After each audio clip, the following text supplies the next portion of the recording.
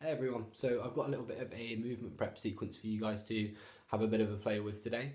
This is set up more so to focus on doing before you go out for runs.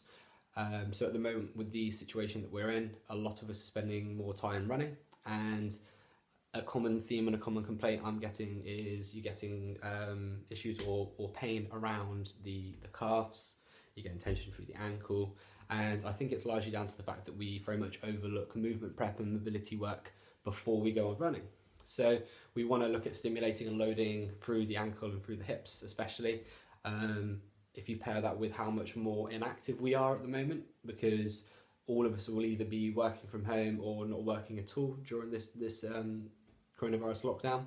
So having a look at just sort of putting a bit of load and stimulating those joints and the muscles around those joints will be really beneficial. So all we're going to use today is a broomstick. Using a broomstick or something you can use as a balance aid, just have that in front of you. And we're going to look at just stimulating muscle on the back of the lower leg to begin with. So you've got the gastroc and the soleus. And we're looking at get a bit of knee movement in there as well. So what I want us to do to begin with, if you start on your right hand side, is come forward onto the ball of the foot, then onto the toe. Push the knee forward, and then think about squeezing your big toe into the floor, so driving through that, so you get a nice squeeze and engagement through the calf and the soleus. Come back down and switch. And just do that on the spot. If we go for 6 to 8 per side, and just think about the stability through the rest of the body, so the trunk and everything above that as you go through. So push up through, feel that squeeze, control down.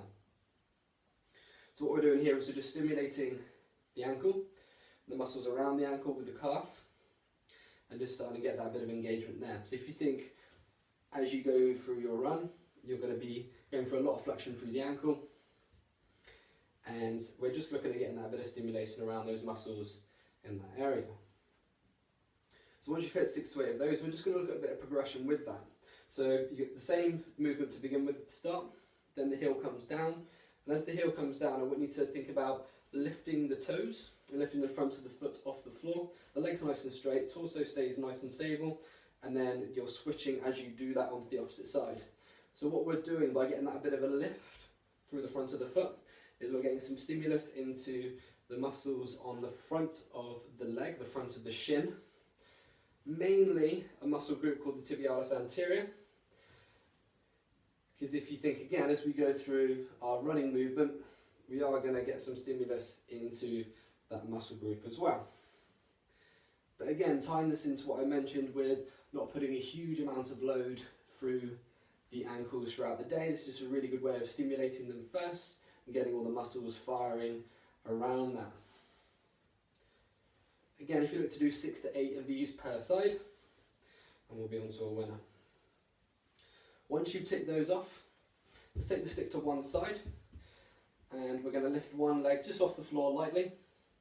And what I want us to do is have a look at a bit of sideways movement for the ankle. So technical term is inversion and eversion.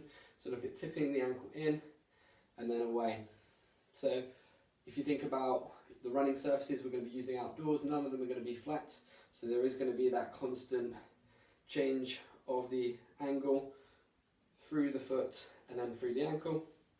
Just having a look at getting that worked into. About 6 to 8 again, just until you start to feel a bit of warmth around the sides of the lower leg. Plant them down, and then of course switch over sides. Still using our broomstick as a little bit of balance aid here. Wait. Main thing, looking at keeping the knee and the hip above nice and stable, so there's minimal movement there. 6 to 8 again. We're going to stay in a standing position. We're going to go back to the right leg, using this as a counterbalance again, or we need to lift up here. So we're going to look at just getting a bit of movement through the hip joint and a little bit of load through the quad as well. So running is going to be a very quad dominant movement, and what we want to do is just look at a bit of stimulus around those areas. So I want you to imagine you've got a pen coming from the end of your knee, and there's a piece of paper in front of you. And we're going to draw little circles. So we're going to start nice and small with the circles. Think about a ping pong size. And then we need to do about 2 to 3 circles at that size, and then gradually work up to a tennis ball size and another 2 to 3 circles there. So all the while keeping the supporting leg nice and straight, core and glutes locked in on that resting leg. And then I want us to work up towards a football size. Getting a nice steady controlled circle, so remember about 3 circles at each side. And then I want you to come up to as big a circle as you can. Starting to feel that warmth around the hip flexors and around the quad. Just opening that space out. Plant the foot down, and again, same on the opposite leg. So starting off around about a ping pong size. Gradually working up to a tennis ball. So another thing that's going to go on with this as you go through is your balancing foot is going to have to really act just subconsciously for stability. You're going to be pinning your foot to the floor. So again, you're getting a lot of stimulus around the foot and the ankle. So just finishing off with those nice big circles. You may feel a few clunks and clicks around the hip here. As long as there's no pain, don't worry about it. And then, just to finish off, we're going to get a bit of stimulus through the glutes. To finish off with the lower body, we need to lift the knee up to about 90-degree angle. We need to draw it down. The foot's going to stay, let me just get that in the frame. The foot's going to stay hovering above the floor. Core, put a lot of emphasis on keeping the ribs down so the core stays tight. And then we need to draw out into the glutes, pull back up and in, push down, keep the core tight, out and into the glute. Again, 6 to 8 of these per side. If you're struggling to feel this in the glute, the main thing I'd say probably is happening for you is we're losing this stability through the core and you're extending and leaning. So when you think about keeping this compact with the ribs down, that all stays locked in, then out and into the glute. And then there will also be a little bit of a sweet spot with the angle as you draw back. So if you're looking at going straight back, you may feel it a bit, but it tends to put the muscle into a bit more of a anatomically challenged position if you have that slight outward angle. 6 to 8 of those per side again.